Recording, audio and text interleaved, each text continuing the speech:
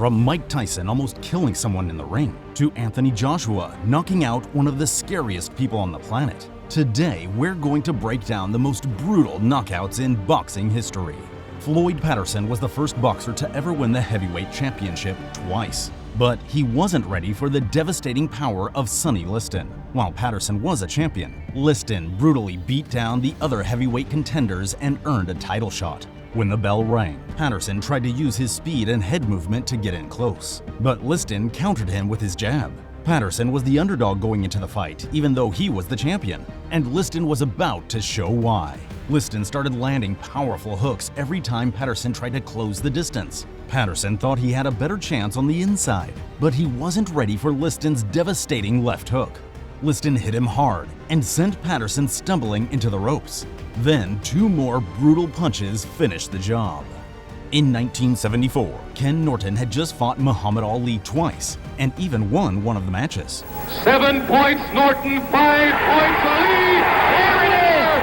There it is! One of the greatest upsets again in boxing history. His success against Ali earned him a title shot against George Foreman, and nobody knew what Norton was getting himself into. The first round started off even. Foreman was one of the scariest punchers in boxing history, but he took the first round slow and didn't hurt Norton.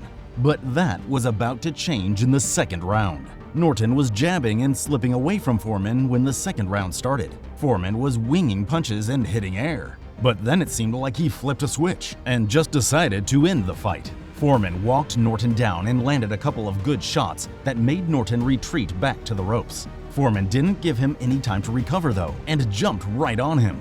Foreman landed 3 huge hands back to back, which sent Norton falling into the ropes. The ref jumped in and gave Norton a standing 8 count. Then Foreman attacked again and knocked Norton down with another right hand.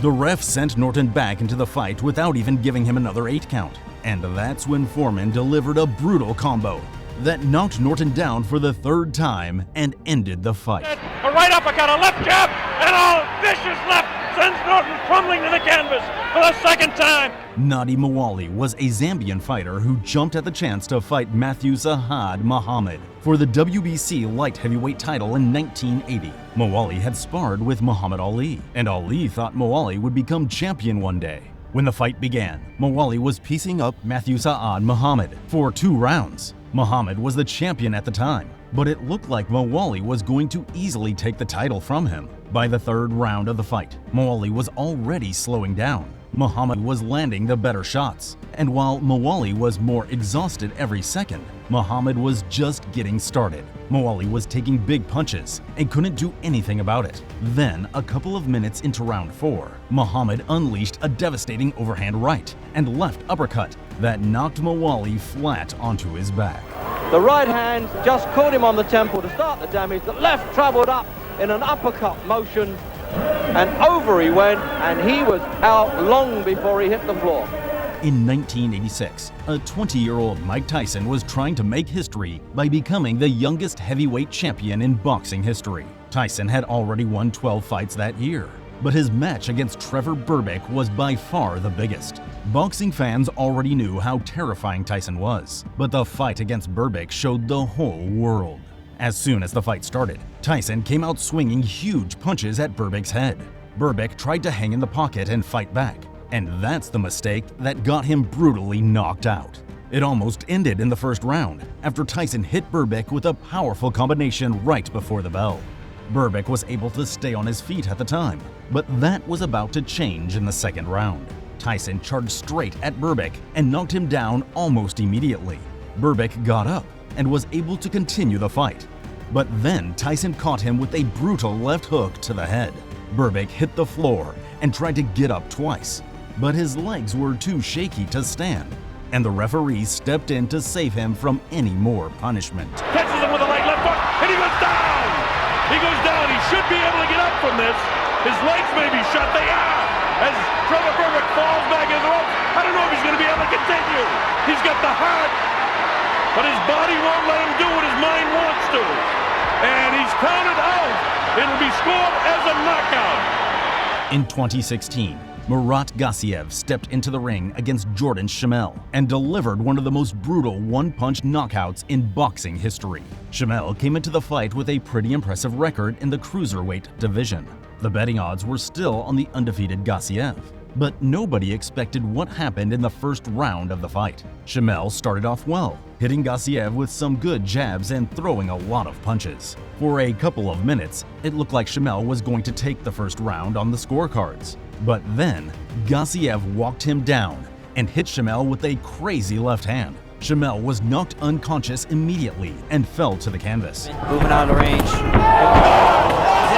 shot that dropped Schimmel! And this fight is over! It was a brutal knockout that had everyone in the audience worried. But luckily, Schimmel recovered after a few minutes and even congratulated Gassiev on the win. Boxing fans see a lot of knockouts, but this one was so brutal that it earned KO of the Year from ESPN.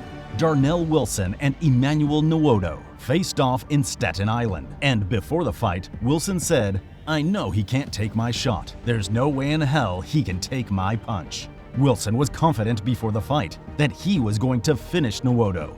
But the match was a lot more even than he expected. The fight went back and forth, and both of them took a lot of damage. Wilson scored a knockdown in the third round, but Nwodo bounced back and won the middle rounds on the scorecards. Wilson knocked Nwodo down again in the 10th round, but what happened in the 11th round shocked everyone watching the fight. About 1 minute into the 11th round, Wilson stunned Nwodo with a right hand. Nwodo tried to run away and recover, but Wilson didn't give him any space to breathe. For the next minute, Wilson punched Nwodo all around the ring, and it was amazing that Nwodo was still standing. Wilson knew that all he needed was one good punch to end the fight though, and that's exactly what he got when he landed the perfect left hook that dropped Nwodo like a rock. The knockout was so brutal that Wilson's promoter even said he was scared for Nwodo. This is very scary now, as Dr. King, Gallardi, and Carreri tend to Nwodo. Luckily, he regained consciousness eventually, but this knockout will be on boxing highlight reels forever. Muhammad Ali wasn't known for his one-punch power, but his fight against Brian London proved that he could still deliver a brutal knockout. Ali danced around London for 2 rounds and basically used him as a punching bag. Then, when the 3rd round started, Ali walked London down and threw a blazing fast 12-punch combo that knocked London down and ended the fight. A fuselage of punches by Muhammad Ali. London goes down. The referee sends Ali to a neutral corner and picks up the count. London only landed 1 punch the entire match, and Muhammad Ali proved to everyone why he was one of the greatest of all time. Roy Jones Jr. started off his career with 15 straight knockouts. Boxing fans already knew he was going to be one of the greats, but nobody was ready to see what he did against Art Sano. Roy Jones Jr. kicked things off with a quick jab to find his range against Sano. Then Jones threw another jab, followed by a sickening right hand that blasted Sano off his feet. It was an incredible punch, but the way Sano's eyes rolled back into his head turned it into one of the most brutal knockouts in boxing history. Journeymen are an important part of the boxing world, but Zuri Lawrence probably regrets getting matched up with the undefeated Calvin Brock. Brock needed to stay busy before fighting for the World Heavyweight title, so he stepped into the ring against Lawrence and absolutely destroyed him. Brock started the fight off a bit slow. He wasn't chasing a finish for the first 5 rounds, but he was easily outscoring Lawrence. Then, in the 6th round, Brock turned up the heat and started pressing the action. And with just a few seconds left in the round, Brock caught Lawrence with a crushing left hook that knocked him out cold. He pushes the hand down. Beautiful. Oh, there is the knockout shot there by Calvin Brock. It was the only time Lawrence was ever knocked out in his career, and the KO was so brutal that The Ring named it KO of the Year in 2006. Sergio Martinez and Paul Williams faced off for the 2nd time after their first bout ended with Williams winning a controversial decision. Martinez thought he won the first fight, and the 2nd time he stepped in the ring against Williams, he made sure to keep the judges out of it. Martinez came out swinging hard shots at Williams. Williams fought back and was pushing the pace too. Williams landed a few good shots that backed Martinez up in the second round, but Martinez stayed calm and looked for the perfect opening. Williams lunged in with a big left hook, but Martinez literally beat him to the punch with his own left hand that Williams never saw coming. Good left hand, and down goes Williams! It was the cleanest shot of the fight, and Williams' face planted straight into the canvas. Tyson Fury and Deontay Wilder are two of the best heavyweights in modern history, and their third match in 2021 will go down as one of the greatest fights of all time. In 2018, Fury and Wilder fought for the first time, with the match ending in a draw. They faced off again in 2020, with Fury scoring a win by TKO, and boxing fans knew that a massive trilogy fight was on the way. When the opening bell rang, Wilder came out aggressively and had a lot of success with his jab and right hand. In the second round, Fury pushed back and was landing his own good shots. And in the third round, Fury caught Wilder with a big hook to the head and an uppercut in the clinch. Wilder fell down, but was able to get up and make it out of the round. Fury wanted to keep the pressure up in the fourth, but Wilder landed a hard jab straight combo that sent Fury to the mat. Fury popped up and was ready to keep fighting, but Wilder caught him with another big shot right behind the ear, and Fury went down again. Fury survived the round, and that's when he started making his comeback. Wilder spent the fifth round swinging big shots, but not landing anything clean. He was trying to finish the fight early, but Wilder spent too much energy and started getting tired. Fury dominated the next 4 rounds and stunned Wilder a few times with big shots. Wilder was getting exhausted, and in the 10th round, Fury landed a huge right hand that knocked him down again. Wilder was able to get up, but he wasn't ready for what was coming in the 11th round of the fight. Fury knew that Wilder was almost finished, and he came out swinging big shots in the 11th. Every shot Fury landed was having an effect on Wilder, and about a minute into the round, Fury delivered the knockout blow with another right hand that left Wilder completely unconscious. Wilder somehow staying on his feet, taking supernatural strength. Fury throwing it up again. Wilder, and that's it. It's over. Arturo Gotti and Joey Gamache looked like a good matchup on paper. But when the two of them met in the ring, it was an absolute slaughter that ended with one of the scariest knockouts in boxing history. It was a 141-pound catchweight bout, but Gotti came into the ring at over 160 pounds. Gamache was only 145 on the night of the fight, and the clear size difference made a huge impact. When the fight started, Gotti immediately hurt Gamache and sent him to the canvas twice. Gamache fought back and did everything he could to make it an even match, but Gotti was just too big and too powerful. Gamache landed some good shots, but everything Gotti touched him with was having a big effect on Gamache. In the second round, Gotti stunned him with a left hook, then wobbled Gamache's legs with the right hand. Gotti knew the end was coming, and he jumped at the opportunity to finish the fight. Gamache tried to shell up and recover from the big shots, but Gotti landed a devastating 3-punch combo that knocked Gamache out cold. Up, cross, boom. Classic finishing. Every shot. 1, 2, 3. 3-punch combination. After the fight, Gamache was rushed to the hospital and almost died from the head trauma he received in the ring. Luckily, he survived, but the fight against Gotti ended his boxing career for good. In 1974, George Foreman and Muhammad Ali were two of the biggest stars in the world. Foreman was the undefeated champion, known for knocking out almost everyone who stood in front of him, and Ali was already considered one of the greatest of all time. The Rumble in the Jungle was set to be the most massive fight in the world, and it delivered in every way. Ali and everyone else knew how dangerous Foreman was, but Ali shocked the crowd by aggressively attacking Foreman with his right hand.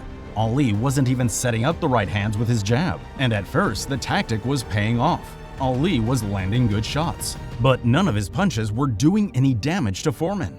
Foreman adjusted and started cutting the ring off to trap Ali and land big punches. Ali knew that he was going to be exhausted if he kept trying to circle away from Foreman. And that's when Ali brought out one of the strategies that made him famous. When Foreman would walk forward and throw huge shots, Ali would lean back on the ropes and cover up. Ali called this the rope-a-dope strategy, and it was the perfect move to use against Foreman. Foreman was spending a lot of energy throwing huge shots that didn't land clean, and Ali would counter with hard, straight punches to Foreman's face. After a few rounds, Foreman was getting exhausted and got stunned by one of Ali's combos in the 4th round. He came back and won most of the 5th round, but then Ali hurt him again at the end of the round. By the 8th round, Foreman didn't have any gas left in the tank. Foreman could barely punch or even defend himself, and Ali started landing more and more shots. Foreman pushed him against the ropes, and that's when Ali caught him with several right hooks. Foreman could barely stand at that point, and Ali jumped at the opportunity. He landed a brutal 5-punch combo, with the last punch being a right straight to the face that sent Foreman stumbling to the canvas and handing him his first ever loss. Vincent Pway and Simon Brown were friends outside of the ring, but when they faced off against each other, the fight ended in a shocking knockout. The fight started off at a blistering pace. Both fighters came out ready to throw down, and Pway was the first one to hit the canvas in the opening round. Pway and Brown kept the pace up for the next few rounds, and both of them were dropped. In the 5th round, Pway was sent through the ropes after getting caught with a massive body shot. A lot of people said it was a low blow, and that Pway could have won by disqualification if he wanted to. Oh, nice shot. He was hit by a low blow. The referee didn't see it. He was hit by a low blow and the referee missed it. But instead, Pway climbed back into the ring and kept on fighting. Fans watching live knew the match probably wouldn't go the distance, but nobody was expecting the 6th round to end so brutally. Brown was having a lot of success with his jab, but in the 6th round, Pway countered it perfectly and delivered the biggest punch of his career. It's that type of fight. Simon get clipped! Brown's entire body went stiff as he fell to the mat unconscious. And the most brutal part of the knockout is that his body was still throwing punches as he went down, like he was still in the fight. Pway was worried about his friend, but luckily Brown recovered and congratulated Pway on the win. Francis Nagano was the UFC's heavyweight champion and considered to be one of the scariest people on the planet. Nagano's first boxing fight was against Tyson Fury, where he performed better than anyone expected and knocked Fury down before losing a split decision. When Anthony Joshua stepped up to face Nagano next, everyone knew the fight would be explosive, and it was billed as knockout chaos. The opening bell rang, and Joshua got to work immediately. In the 1st round, Joshua landed a powerful right hand that knocked Nagano down. Nagano got back on his feet, but his legs still weren't steady. Joshua knew he could hurt Nagano, but he still couldn't just rush in. Nagano has ridiculous power in his hands, so Joshua stayed patient and let the fight go into the 2nd round. Nagano tried to work his way to the inside and land his own shots, but Joshua avoided everything that could have hurt him. Nagano came into the fight 20 pounds heavier than Joshua, but he couldn't keep up with Joshua's speed. And while Nagano was trying to press his way inside, Joshua caught him with another punch that sent Nagano to the ground. Nagano was slowly getting back to his feet, and his face looked like he knew the end was coming. The ref called the fight back on, and that's when Joshua rushed in and demolished Nagano with a brutal right hand. Anthony Joshua can dispose the MMA champion! It is lights out! Wow. Anthony Joshua! Mike Tyson might be the scariest boxer to ever live, but one man who wasn't afraid of him was Buster Douglas. In 1990, Tyson was considered the #1 pound-for-pound fighter in the world. He was the undefeated heavyweight champion, and HBO's boxing analysts said they were expecting another 90-second annihilation when Tyson fought Douglas. But then the fight started, and Douglas showed everyone he wasn't about to back down. He jabbed at Tyson, keeping him at range, then landed big punches when Tyson tried to close the distance. Douglas dominated the beginning and middle rounds of the fight. Tyson landed a few good uppercuts, but Douglas was commanding the pace and winning almost every round. Tyson was champion for a reason though, and in the 8th round, he landed a massive uppercut that knocked Douglas down. Oh, that's a nice uppercut that time! The drops Buster Douglas! The count's up to 2, and 3, and 4. His eyes from where I'm sitting look fairly clear. Douglas got back up, but the round ended before Tyson could do any more damage. When the 9th round started, Tyson came out swinging big shots and tried to put Douglas away. Douglas survived though, and at the end of the round, he unleashed a 4-punch combo that staggered Tyson. Tyson started the 10th round aggressively, but Douglas landed a deadly uppercut that wobbled Tyson's knees. And before Tyson could even react, Douglas landed 3 more heavy punches that knocked Tyson to the floor and ended the fight. Landing these, nice uppercut by Buster Douglas. Look at this. He's knocked Mike Tyson down for the first time in his career. Mike Tyson hits the canvas. He's in big trouble. He may not be able to recover. It's up to 7 and 8. He's not gonna make it. What made the knockout in the fight between George Foreman and Michael Moore so brutal is that it was one of the biggest upsets in boxing history. The 45-year-old George Foreman stepped in against the 26-year-old heavyweight champion, and nobody thought Foreman had a chance. As soon as the opening bell rang, Moore was in control of the fight. He slammed Foreman over and over with powerful jabs to the face, which eventually made Foreman's left eye swell shut. Foreman kept coming forward no matter how many times he got hit, but he was clearly losing the fight. Moore beat up Foreman for 9 straight rounds and was cruising his way to another victory. But in the 10th round, everything changed. Before the round started, Foreman's corner told him that he needed a knockout if he wanted to win. Moore's corner told him that Foreman was only having success when he got in close, so Moore should keep his distance and counter Foreman when he tried to get inside. But instead of taking his coach's advice, Moore advanced on Foreman when the 10th round started and got caught with a big shot to the body that slowed him down. That's when the tables started to turn. Foreman was able to land more combinations after the body shot, and what happened next made boxing history. Moore tried to keep Foreman off of him after getting hurt by the body shot, but Foreman walked him down and delivered a brutal combination on Moore's jaw. Moore fell straight to the canvas and wasn't able to get back up, so George Foreman became the oldest heavyweight champion ever, 20 years after he lost the title to Muhammad Ali. Larry Holmes lost the heavyweight title and only came out of retirement so he could win the belt back. But unfortunately for him, the man holding the title was Mike Tyson. Holmes said before the fight that he was going to knock Tyson out. I'm ready to go in there with Mike sometime in January, whatever day they want, and hope it's going to be on HBO because I want the world to be able to see it. Now I hope once they see it once more, it's fairness. I'm going to knock this guy out. But it was clear from the opening bell that Holmes was in trouble. Tyson was too fast and strong for Holmes to hurt him, so Holmes started trying to hold on to Tyson and slow him down. The strategy kept Holmes safe for a few rounds. But in the 4th round, Tyson started landing bombs on the former champion. Tyson caught him with a jab right-hand combo and sent Holmes to the floor. That round after round. A big right hand, and down goes the former champion.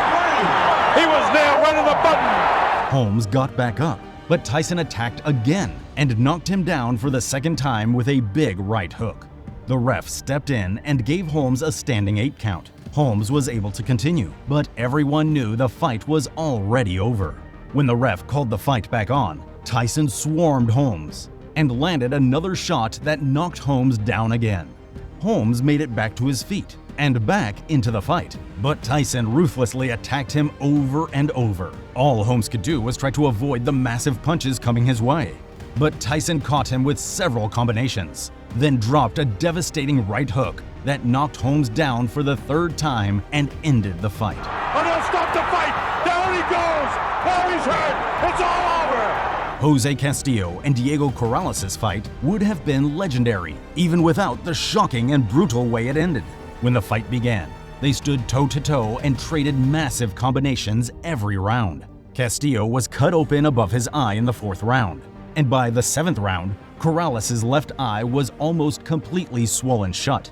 It was an all-out brawl for 9 straight rounds. But the 10th round is why the fight is still talked about almost 20 years later.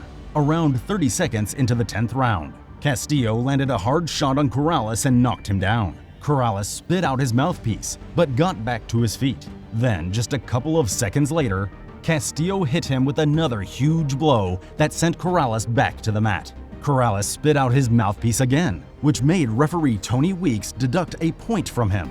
Everyone thought Corrales was finished, but he wasn't ready to quit just yet. When the fight resumed, Corrales stunned Castillo with the right hand and sent him retreating back to the ropes. Castillo fired back with more big shots, but Corrales stayed right in his face and didn't give him any room to breathe. Corrales trapped Castillo against the ropes and battered him with a massive combination that knocked Corrales completely unconscious. And the only reason Corrales didn't hit the canvas is because Tony Weeks jumped in to hold his body up after the brutal knockout. Rocky Marciano and Jersey Joe Walcott's fight in 1952 is one of the greatest championship bouts in history. The undefeated Marciano was challenging Walcott for the heavyweight championship. Marciano came into the match with 42 wins and 37 stoppages, but most fans thought Walcott could easily beat him. And at first, that's exactly what happened. Walcott used his reach advantage to keep Marciano on the outside, and in the first round, Walcott landed a big punch that knocked Marciano down. From that point on, Walcott stayed in the lead. Marciano still landed some heavy blows, but Walcott's length and technique kept him ahead on the scorecards. Going into the 13th round, Walcott had a comfortable lead and was on his way to defending his title. But then Marciano landed a punch that shocked the world. Less than a minute into the round, Marciano walked Walcott back against the ropes and crushed him with a blazing fast right hand. Walcott was unconscious as soon as the punch landed, but his arm got caught in the ropes and held his body up. So Marciano landed one more punch to the head before walking off and leaving Marciano's limp body hanging from the ropes. It was an absolutely brutal knockout that shocked the boxing world, and fans are still talking about Marciano's legendary punch over 70 years later.